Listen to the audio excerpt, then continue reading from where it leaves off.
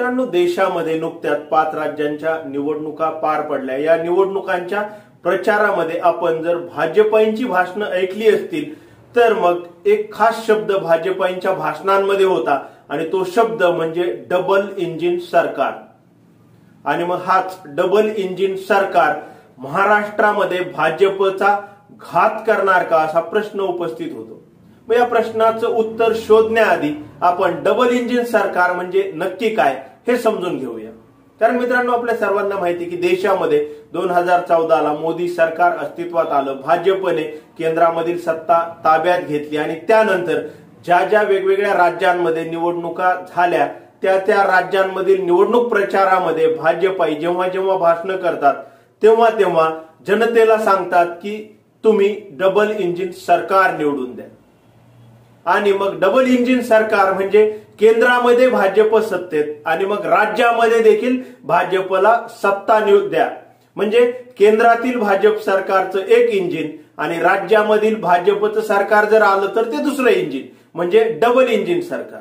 आणि याचे फायदे सांगत असताना मग केंद्रामधील सरकारच्या सहकार्याने राज्यामध्ये विकास करता येईल, केंद्रामधील सरकारच्या सहकार्याने राज्यासाठी वेगवेगळे फंड्स आणता येतील, केंद्रामधील सरकारच्या सहाय्याने राज्यामध्ये वेगवेगळ्या योजना आणता येतील आणि एकंदरीत मग केंद्राच्या सहकार्यामुळे राज्य प्रगती पथावर जाईल, विकास करेल असा भाजपांचा सांगण्याचा सूर असतो।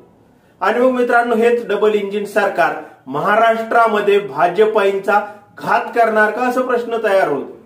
कारण मित्रांनो, नजीकच्या काळामध्ये महाराष्ट्रामध्ये 17 महानगरपालिका आणि 25 जिल्हा परिषदांच्या निवडणुका आहेत आणि मग जेव्हा त्या निवडणुकांसाठी देखील प्रचार होणार आहे आणि मग जेव्हा आपण महाराष्ट्राचा विचार करतो तेव्हा महाविकास आघाडी ही सत्तेमध्ये आहे, शिवसेना सत्तेत आहे, राष्ट्रवादी काँग्रेस सत्तेत आहे, काँग्रेस सत्तेमध्ये आहे आणि मग या 17 महानगरपालिका आणि या 25 जिल्हा परिषद निवडणूक प्रचारामध्ये जेव्हा महाविकास आघाडीकडून डबल इंजिन सरकार हा शब्द प्रयोग वापरला जाईल तेव्हा मग राज्यामध्ये डबल इंजिन म्हणजे नक्की काय, तर मग राज्यामध्ये भाजपा विरोधी पक्षात आहे, शिवसेना, काँग्रेस आणि राष्ट्रवादी काँग्रेस हे सत्तेमध्ये आहेत।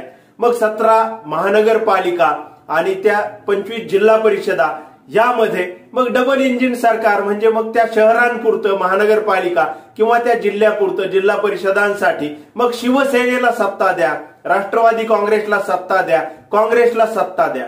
आणि मग भाजपांच्याच मतानुसार जर त्या महानगरपालिकांमध्ये आणि त्या जिल्ह्यामध्ये जिल्हा परिषदांसाठी जर शिवसेनेला, राष्ट्रवादी काँग्रेसला आणि काँग्रेसला जर सत्ता दिलीच तर मग भाजपांच्याच मतानुसार मग राज्य सरकारच्या सहकार्याने त्या शहराला, जिल्ह्याला मग विकास करता येईल, राज्य सरकारच्या सहकार्याने मग त्या जिल्ह्यामध्ये, त्या शहरामध्ये फंड्स आणता येतील, मग राज्य सरकारच्या मदतीने त्या शहरामध्ये, जिल्ह्यामध्ये वेगवेगळ्या राज्याच्या योजना आणता येतील आणि मग ते शहर, जिल्हा राज्य सरकारच्या मदतीने प्रगती पथावर जाईल, विकास करेल असं भाजपांच्याच मतानुसार मग अर्थ निघतो।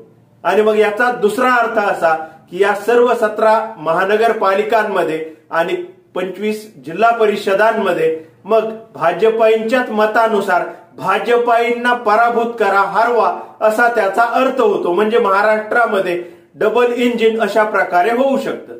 आणि मग त्यामुळेच माझ्या मनात हा प्रश्न तयार झाला की डबल इंजिन सरकार हा शब्द महाराष्ट्रामध्ये भाजपचा घात करेल का? याबाबत तुम्हाला नक्की काय वाटतं कमेंट करून नक्की सांगा। आजच्या पुरतं इतकंच, थांबतो। धन्यवाद।